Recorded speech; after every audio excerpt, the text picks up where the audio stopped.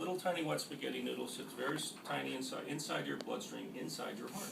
Okay, you have no nerve endings in your heart or blood vessels. You don't feel that. It takes 10 minutes to put these in, roughly. We put these little wires in 20 minutes, but we put these little wires in, and they literally can function to stimulate the top and the bottom on the right side. And that's a typical pacemaker. We are pacing the top and the bottom of your heart. We are trying to keep the top and the bottom of your heart synchronized. Yeah, coordinated. Okay. The left side of your heart is where you have this delay. And if we can pull the left side in to synchronize with the right side, that's where that 70% of patients feel better.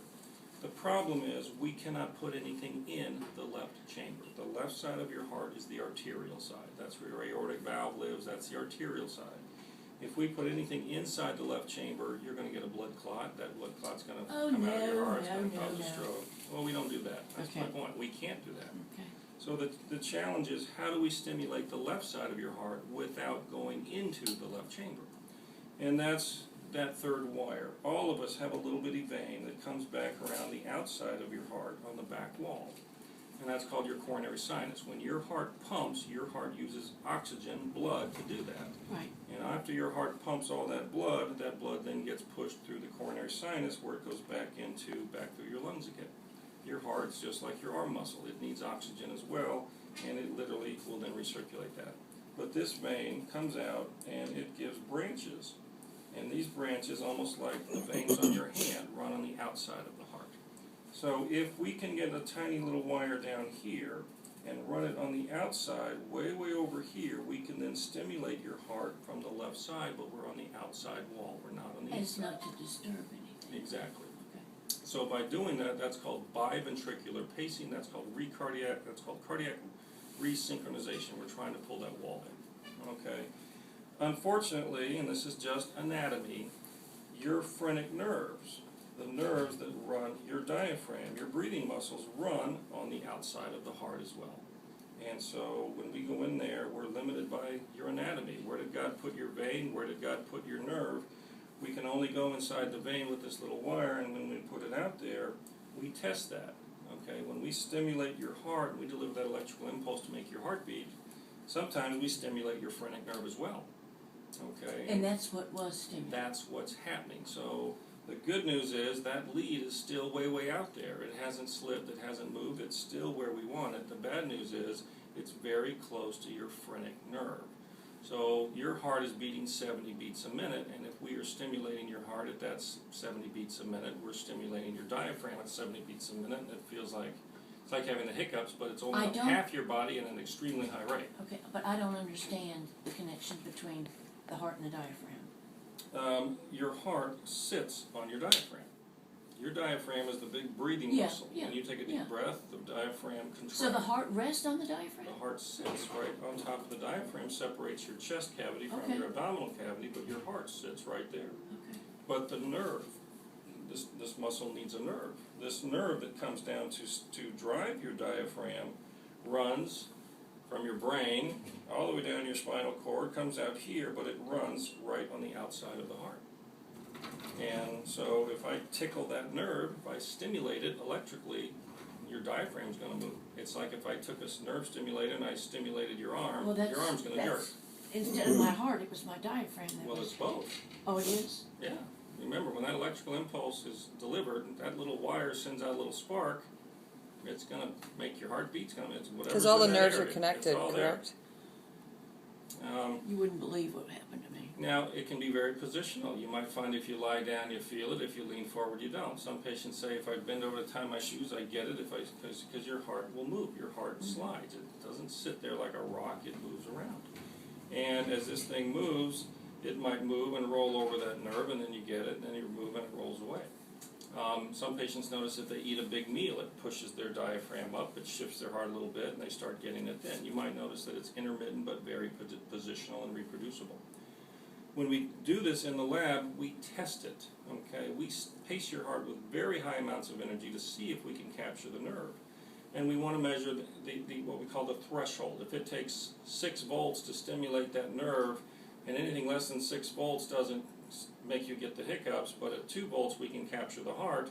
We want to pace you above 2. We got to pace you above 2, but we want to pace you below 6. We try to find that margin. and keep you in that margin, but that margin can shift and move and slide. That's why we have to kind of check this off. Sometimes we don't have much margin.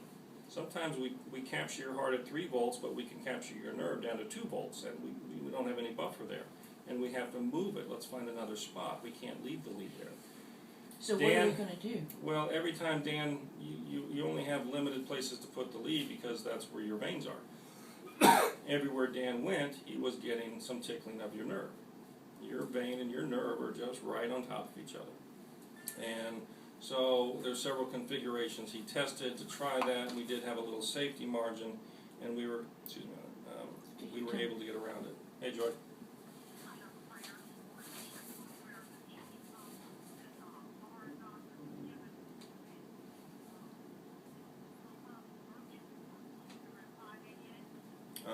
Got it. I'll take care of it. Thanks. Bye. So that's what happened. So when you left the lab, you weren't really having any hiccuping at all. But then in recovery, it started to tickle that nerve a little bit. Things are shifting and they're starting to move around a little bit, and that's going to continue over the next few weeks. Hey, no, come on in. Having well, class. actually, this is Billy Ray. He works with Medtronic. Well, somebody from there saved my life last night. Yeah, well, actually, it was Jeff the Bieber because didn't get Todd to come in. No, he turned the lead off. Hang on a second, Billy. I'm explaining to her what she's not quite sure what happened. So that's what happened last night. You were getting stimulation of your phrenic nerve. Now to fix that, Jeff Lefebvre, 2 in the morning. I don't know what time. It was about 2:20, 2:30. He turned off your lead. Yeah. Your defibrillator's on. Immediately there was relief. Sure. He stopped stimulating just from that one wire. The other 2 wires are still on and active. Your defibrillator still works. Your defibrillator is still on and active. He just turned off that one channel. Okay, so when we can do that electronically through your blouse, you know how we do that now. We can turn it on, turn it off. I can turn on the lights in the kitchen and you keep the lights over here on. But we can do all that. But right now your lead is off, and you've been through hell with this. I know that, but my only suggestion you're sort of halfway across the stream. I mean, one option is to just leave it off, and then you'll never have to worry about it again. But you've been through a lot to get this system. We really want to see if we can make it work. And we want to kind of see if we can reconfigure to see if we can get this thing to work without giving you the hiccups, if possible. How's that possible? We're going to test what we call the configuration, if you'll let us do that right now. We're going to test you in multiple configurations to see, is there a configuration that I can stimulate your heart and do everything we want to do without giving you that jumping feeling? I don't ever want to feel that again.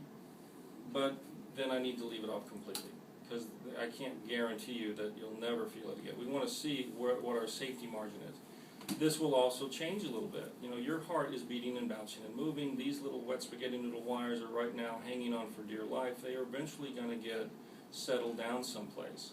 We might check you today and everything looks great, or yesterday, for example. Everything looked great when you left the lab, but then an hour later it starts to happen. Things are moving. We could check you today and find that everything looks great, and then you go home and it starts happening tomorrow.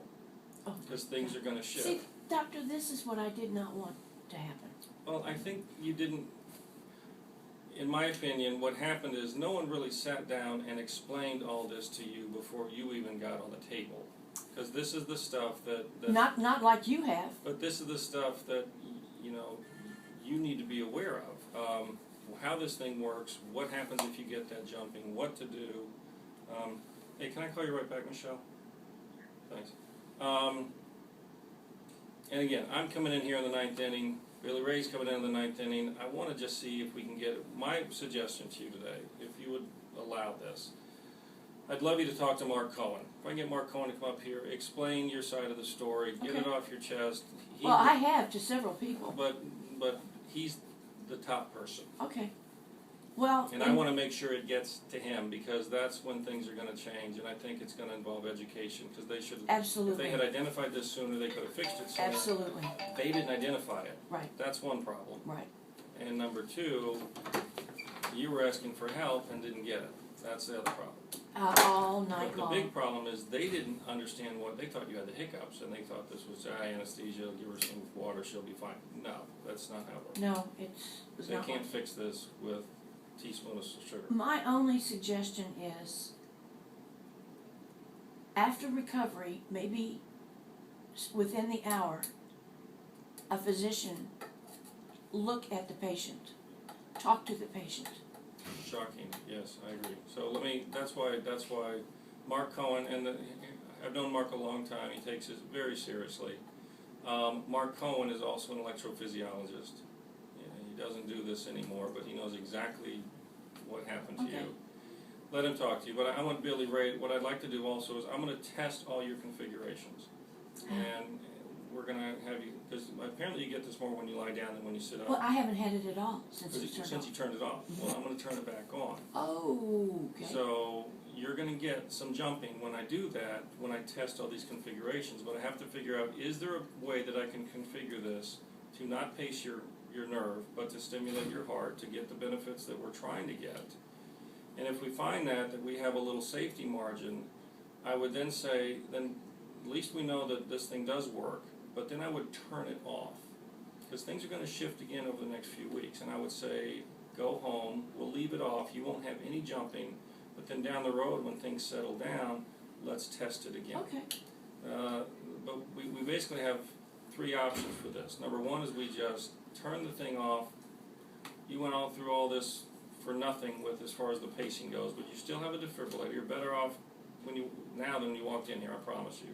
You've got a pacemaker. You're not going to have 8-second pauses anymore and have that feeling. You're better, okay? The other option is we take you back downstairs, open this thing up, try to reposition it, but again, the same thing's going to happen again because everywhere Dan tested, you had this. So I'm not excited about that. The third option is just turn the whole system off, but that's not a good option. That's if it's not going to work, take it out. I mean. No, it works. Again, you've got. Hello. Hey. How's everybody doing? I always have a car analogy, it seems, but you've got a car analogy. You've got a 4-wheel drive, top of the line car. Okay, good. But you're only driving in 2 wheels right now. Car's still good. Don't throw the car away. Oh, okay. Okay? I just want to try to get the buzzers and bells if we can. But I would not, since it was so traumatic for you, I'm not going to turn that lead on. Even if I get it to work today, 2 weeks isn't going to make any difference. We kind of want you to get settled in. Let this lead get settled into some final position because it's going to move. And once that lead's in a settled position, hopefully we can get it to work and not worry about it moving too much. Sometimes we have very little buffer where we can get it to work great, but we have very little margin that you might still get it positionally.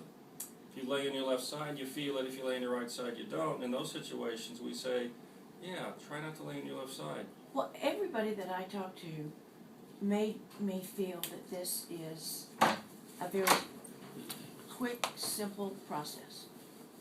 And it didn't turn out to be, but I felt that in my heart all these years. It's going to take a while before you even, number one, you just got through the implant. We don't expect any improvement in you for a while. Some patients do notice immediately they feel better. Some patients it takes weeks or even a few months before they notice the benefit. Okay. From a heart standpoint and why we do this, we know your heart's functioning more efficiently, your heart is pushing more blood, you're pushing more oxygen. What we don't know is, does that translate into you feeling better? And yes, sometimes it's a trade-off. The little benefit we get by improving your heart efficiency is offset by all the jumping you're getting that, no, your quality of life's not better. No. So the survival benefit, what can we do to keep you on this earth as long as possible, you have that. That's the defibrillator. Everything discussion we just had has nothing to do with that. That's on, it's active, it works. Okay, you've got that. We're talking about the other side. What can we do to try to make you feel better? And that's where we want to try to get the pacing and everything else to work. Okay. Are you PHI or are you okay. May I ask a quick question? Just because I wasn't here maybe at the beginning of the conversation, but the other two that are connected is the pacemaker, that if her heart stops or irregular. She has a top-of-the-line pacemaker. And the defibrillator's still there and connected. If her heart stops, it would... You just don't... What you don't have is that 3-wire pacemaker. You've got a 2-wire pacemaker. Which is kind of normal, right? Mm-hmm. Okay. 3 is abnormal. If you came in here with a completely normal heart and had an 8-second pause, we would put in a 2-wire pacemaker. You got that.